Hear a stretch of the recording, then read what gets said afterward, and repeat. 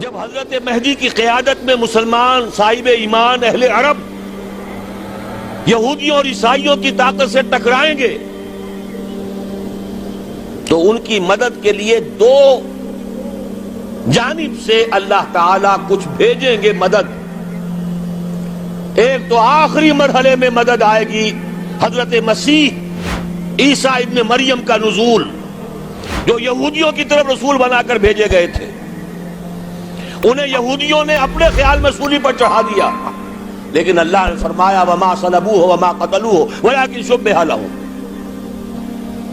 بل رفعہ اللہ الیہ. اللہ تو اپنی طرف اٹھا کر لے گیا. اور احادیث صحیحہ جو کہ ہمارے ہاں متواترہ کے درجے میں ہیں، وہ احادیث جو صحیحین کی ہیں، ان سے ثابت ہے کہ حضرت عیسیٰ ابن مریم دوبارہ زمین پر آئیں گے. اور یہودیوں کا سب سے بڑا سرغنہ جو خود مسیح ہونے ہی کا دعویٰ کر رہا ہوگا، مسیح الدجال، اسے حضرت مسیح قتل کرے گے. لیکن ایک دوسری حدیث سے معلوم ہوتا ہے کہ مشرق سے فوجیں آئیں گی حضرت مہدی کی مدد کے لیے. یخرجون ناس من المشرق یؤدون للمہدی یعنی سلطانہ. مشرق کی طرف سے فوجیں آئیں گی کہ جو مہدی کی حکومت کو مستحکم کریں گی. خراسان کا لفظ آتا ہے ایک دوسری حدیث میں. خراسان سے سیاہ عالم چلیں گے، انہیں کوئی نہیں روک سکے گا یہاں تک کہ وہ یروشلم میں جا کر رسم ہو جائیں گے. اور حضور کے زمانے میں اچھی طرح سمجھ لیجئے، ہند کسے کہتے تھے حضور کے زمانے میں؟ پاکستان ہند میں شامل نہیں تھا. سندھ و ہند، سندھ ایک مکمل ملک تھا، ہند اس کے بعد شروع ہوتا تھا. یہ راجپوتانے کا اور تھر کا ڈیزرٹ جو ہے، اس سے آگے جو ہندوستان ہے وہ ہند تھا. یہ جو ہمارا پاکستان ہے یہ ہمیشہ ہند میں شامل نہیں رہا. حضور کے زمانے میں بالخصوص سندھ و ہند، دریائے سندھ چلا آ رہا ہے. یہ ساری ٹریبیوٹریز جو پنجاب کے اندر اس کی ہیں، یہ سب ایک علیحدہ ملک ہے جو اس زمانے میں سندھ کہلاتا تھا. اور نمبر 2 یاد کیجئے، اس زمانے میں خراسان ایک علاقہ تھا جس میں موجودہ افغانستان کا 2/3، تھوڑا سا حصہ ایران کا، اور جہاں تک میں تحقیق کر سکا ہوں آج تک پاکستان کا بھی علاقہ، خاص طور پر مالاکنڈ ڈویژن جو اس خراسان میں شامل ہے. خراسان سے سیاہ عالم چلیں گے جو جا کر یروشلم میں نصب ہوں گے.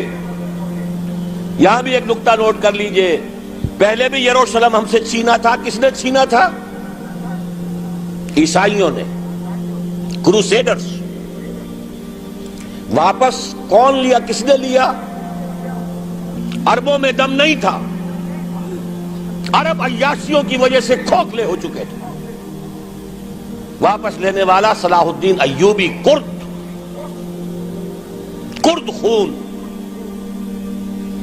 اب دوبارہ یروشلم لیا جا چکا. چھینا کن سے گیا؟ عربوں سے. عرب واپس لے سکتے ہیں؟ کوئی اندیشہ اگر ہو سکتا تھا عراق کے بارے میں کہ شاید اس کے ایٹمک دانت نکل آئے، جو سازش کی گئی، جس طرح اس احمق اور پاگل صدام حسین کو دام میں پھنسایا گیا. صدام 100 جال، دام کہتے ہیں جال کو، 100 اس میں جو پھنسا ہے تو اگلا پچھلا کھایا پیا سب اگلوا لیا. اور ہے ہی کون؟ اس کے پاس ایٹمک ہتھیاروں کا ذخیرہ موجود ہے، اور کسی کے وہ ایٹمک دانت بھی نکلنے نہیں دے رہے. پاکستان کے اوپر کتنا دباؤ، اور ہمیں نہیں پتا کتنا کچھ دباؤ قبول کیا جا چکا. یہ تو سبھی مانتے ہیں. کیپ کر دیا گیا، روک دیا گیا، آگے تو نہیں بڑھ رہا، یہ تو سبھی مانتے ہیں. رول بیک بھی ہو گیا یا نہیں کچھ پتہ نہیں. لیکن کسی صورت یہ نہیں تسلیم کریں گے، قبول کریں گے کہ کسی مسلمان ملک کے پاس ایٹم بم آ جائے. یہودیوں کے پاس ذخیرہ موجود، سب جانتے ہیں. بہرحال یہ جان لیجئے اس علاقے سے امید ہوتی ہے سندھ اور خراسان. حالات بہت خراب ہیں ہمارے، اور حالات بہت خراب ہیں افغانستان کے بھی، لیکن حالات کے بدلتے اللہ تعالیٰ کی مشیت کے تحت دیر نہیں لگا کرتی. سیرت نبوی میں مجھے نظر آتا ہے سن 10 میں 10 نبوی ہجرت سے 3 سال پہلے 2.5 سال پہلے کہیں سے کوئی امید کی کرن نظر نہیں آتی تھی کہ عرب میں اسلامی حکومت قائم ہو جائے گی. 10 برس ہو چکے محمد الرسول اللہ کو دعوت دیتے ہوئے، اور ابھی تک بمشکل 125 آدمی ہے. اپنے بل پر اپنے طاقت پر مکے میں رہ بھی نہیں سکتے. کیسے ہو جائے گا؟ کہاں سے ہو جائے گا؟ میں آج پوچھتا ہوں، کوئی سر بتائے کہیں سے کوئی امید کی کرن اس وقت نظر آتی ہے؟ اس ماحول میں لے جائیے. اگلے 3 سال میں کیا ہو گیا؟ پہلے سال 6، اگلے سال 12، اس سے اگلے سال 72، اور بیعت عقبہ ثانیہ، ہجرت، اور وہاں سے اب حضور کی طرف سے انیشیٹ شروع ہو گیا، انیشیٹو. تو ہم نہیں کہہ سکتے اللہ تعالیٰ کی قدرت، اللہ کی مشیت. یہ یقین ہے کہ دنیا کے خاتمے سے پہلے نظام خلافت قائم ہوگا، اور تمام دنیا میں ہوگا.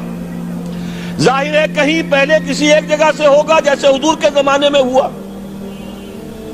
اگر بیک وقت پوری دنیا میں ہو سکتا تو حضور کے دست مبارک سے ہوتا. اگر حضور کے دست مبارک سے بھی ایک ملک میں ہوا، جزیرہ نما عرب میں ہوا، پھر حضور کے امتی ہیں نا، ابو بکر ہے، عمر ہے، عثمان ہے، صحابہ کرام کی فوجیں نکلی ہیں، امتی ہیں. امتیوں کے ہاتھوں اس کی توسیع ہوئی. اب بھی یہی ہوگا، کسی ایک علاقے میں ہوگا. میرا گمان ہے، میں یہ یقین سے نہیں کہہ سکتا. گمان بھی میرا ان احادیث کی روشنی میں ہے جو میں نے آپ کو بتا دی اور موجود ہے اس کتابچے کے اندر. علامہ اقبال نے بھی انہی کے حوالے سے کئی کہا ہے، میرے عرب کو آئی ٹھنڈی ہوا جہاں سے، میرا وطن وہی ہے، میرا وطن وہی ہے. اس علاقے سے کچھ ہونے والا ہے اور ہوگا انشاءاللہ. میری زندگی میں نہ ہو، آپ کی زندگی میں نہ ہو، کوئی پرواہ نہیں. حضرت حمزہ تو شہید ہو گئے غزوہ احد میں.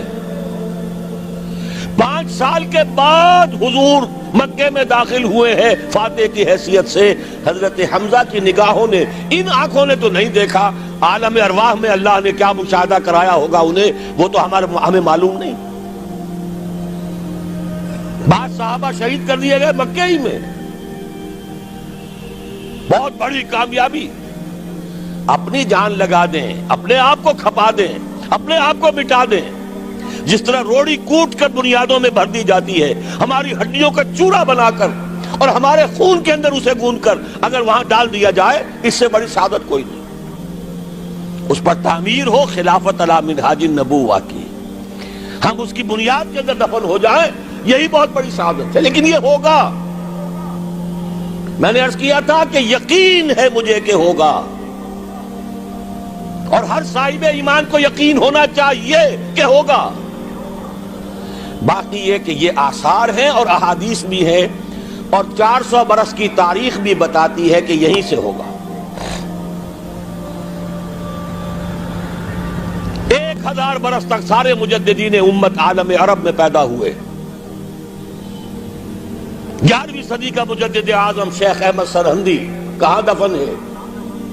سرہند میں، ہندوستان میں. 12ویں صدی کا مجدد اعظم شاہ ولی اللہ دہلوی کہاں دفن ہے؟ دہلی میں.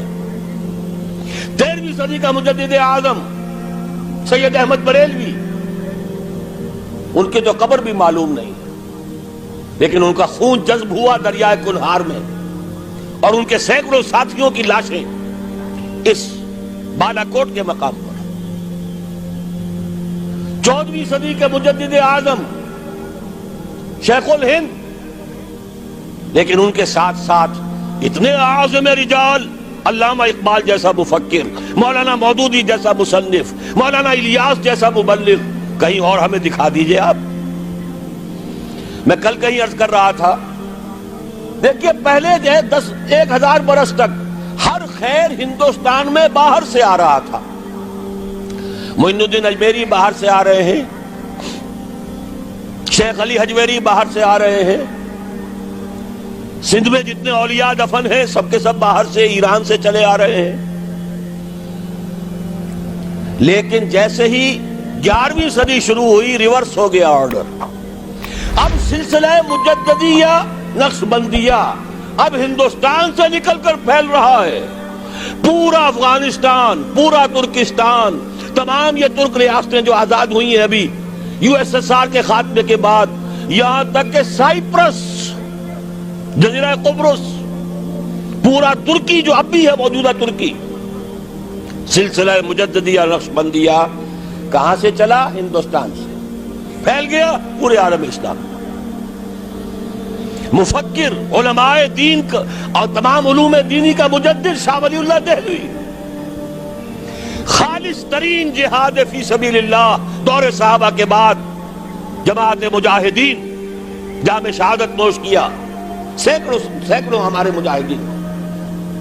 پھر 14ویں صدی میں اقبال جیسا مفکر، مودودی جیسا، دوبارہ دوہرا رہا ہوں، مصنف، مولانا الیاس جیسا مبلغ مجھے تو کہیں نظر نہیں آتا.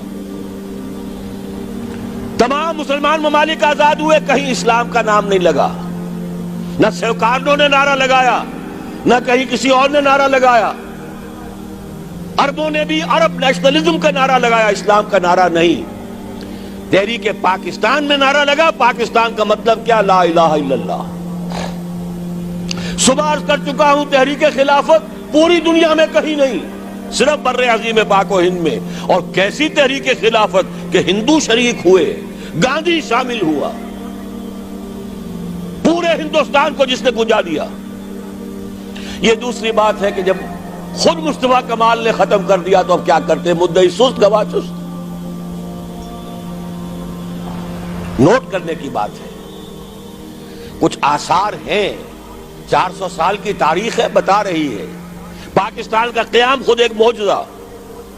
یہ ساری چیزیں مشیت ایزدی میں کسی بڑے خیر کا پیش خیمہ ہے.